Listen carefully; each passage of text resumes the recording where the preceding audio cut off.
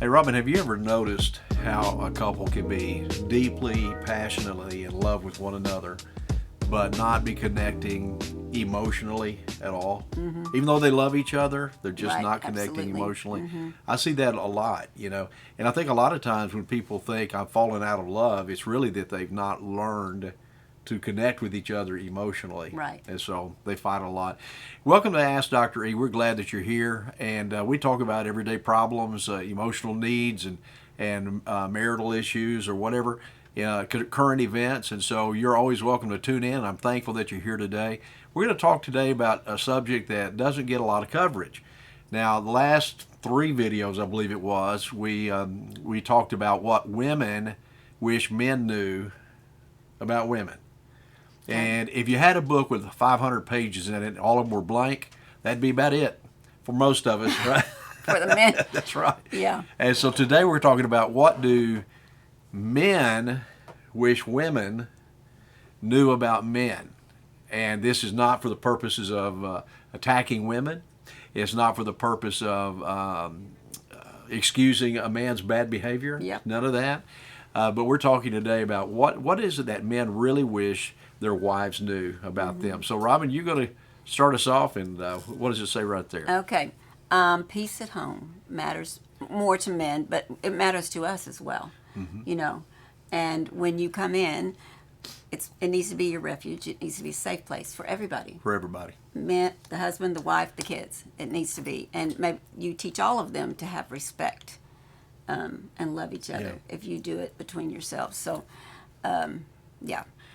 We had a guy that was on staff here. He's in heaven now, but he told me that he and his wife had agreed that they weren't going to talk about anything bad going on, at home, whether it was she was a teacher or whether something happened at church, that their home was going to be their place of refuge. It was going to be a haven. And so they just made that decision. He said, we want our home to be peaceful. And if you're talking about all the bad stuff that's going on, you can't really have peace there. Yeah. Now, there's a place and a time for that, but maybe not when the man walks in the door. Or if you sense that he's really not wanting to talk about this right now. Men wish that their wives would just back off. There you go. Like y'all. That's right. Yeah. Where's And this? leave Where's us this? alone. What's this? Where is it? Yeah, just leave us alone. Yep. So, all right. The next one is men want to feel needed and not just used. They want to feel needed, not just used. And it's real easy for a man if you get up early in the morning, you go to work, you stay late, you come in, and there's no appreciation at home, you're not respected at home, you begin to feel like all I am to them is a paycheck. Now, whether that's true or not, probably not true, but there's that feeling that You're arises. just being a whiny butt. No, you can't say that on this channel. Good grief, yes, woman. I can. Good grief, woman. But I mean, they just feel like I'm just getting used. And what's the point in all this? I mean, especially if the marriage is shaky, we're not building anything positive here. So what's the point in all this? So we need to feel like we're needed. And that goes along with that appreciation as well. Because a man will find himself asking himself these questions: do I really matter here? Am I valued? Would anyone even notice if I stopped trying? If I stopped doing the things I do? Would anyone even care or even notice what's going on? So men long to feel trusted and desired and respected and believed in and even emotionally safe. And I'm not real big on that phrase right there, but they want to feel secure at home. Okay? And what's the next one, Ron? Okay. Men are often lonelier.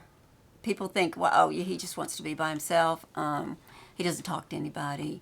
He doesn't have a welcome, talk to me. Hello, how are you? He doesn't have that. But it's because men are lonely and they don't want people to know that. And they're carrying all this and they're hurting inside and nobody knows. Yeah. And women, I think, by nature are more social than men. So a man will find a hobby where he doesn't have to be around anyone. And he will seclude himself, even from his own friends if he's going through a difficult time. And that leads to it just being worse. It can fall into depression, emotional withdrawal, addiction, anger, isolation, all of those things. It's not a good, healthy place to be. And so, man, let me tell you that when you're going through a time in your life that you're feeling lonely, put yourself out there. Find a buddy to do something with. Men need other men to talk to. And if you're married, put yourself out there with your wife and your kids. Hey, let's go do this. This is fun. Yeah. Instead of coming home and being tired. And all. We know you're tired, but we're tired too. So both ways, we Yeah. need to reach out, both of us, Yeah, and talk. We'll talk about it. right. But just body language is a big thing to me, and eyes are a big thing to me. What are you talking about? Yeah. It's always been that way, you know. I'm a people watcher, not a stalker, a people watcher. Yeah. And you see a lot in a person's eyes. You can see loneliness. You can see there's nothing. There's nothing, no emotion. And Yeah. that is so sad. And It's very sad. it is very sad.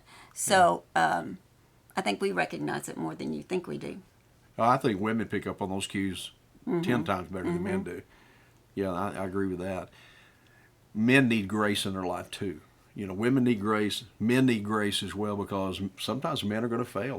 They might get fired. They might not do their job correctly. It might cost them some money. They will get out there in the work world and they get discouraged, or they feel insecure that I could be fired at any moment. They might even feel rejection. And so they get to that point that they're uncertain of themselves and they begin to question themselves.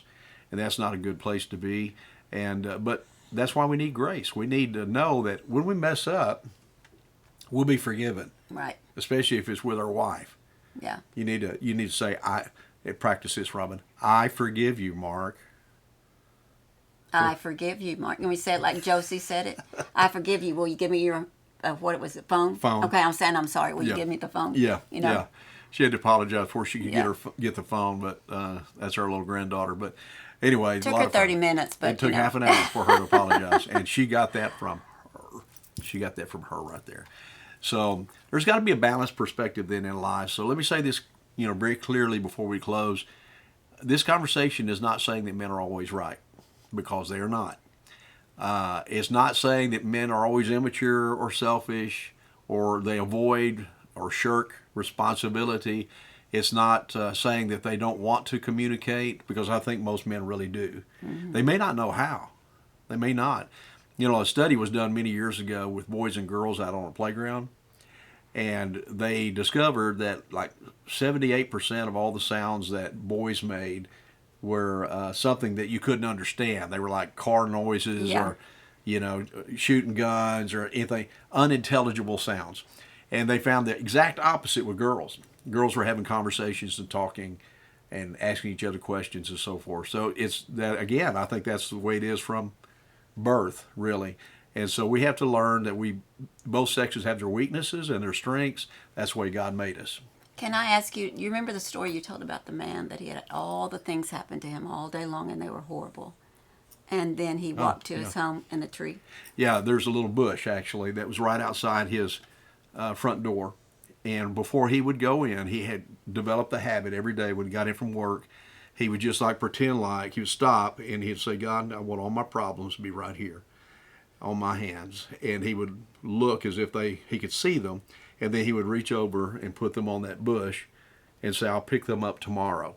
Yeah. And they said the strangest thing is the next day they were never there, So we need That's to learn. usually what happens. Yeah, you got to learn to spill it somewhere and develop some good habits like that. So anyway, as we close this one up, I simply want to say to you that understanding matters, and we need to learn the art of trying to understand each other better. So what do you think women should understand better about men? Write that down in the comment section there. Maybe there's something we haven't covered here, and you could write that down. We'd appreciate that. So make sure that you tune in next Wednesday for more honest conversations about relationships and faith and emotional health, family, real life, current events, whatever it might be. And I hope that this is a blessing to you. I know it's a blessing to Robin and I to share this with you. So we love you guys. I hope it is. Yeah, blessed. absolutely. We love you guys very much. Thank you for joining us. I'll see you next Wednesday. Bye.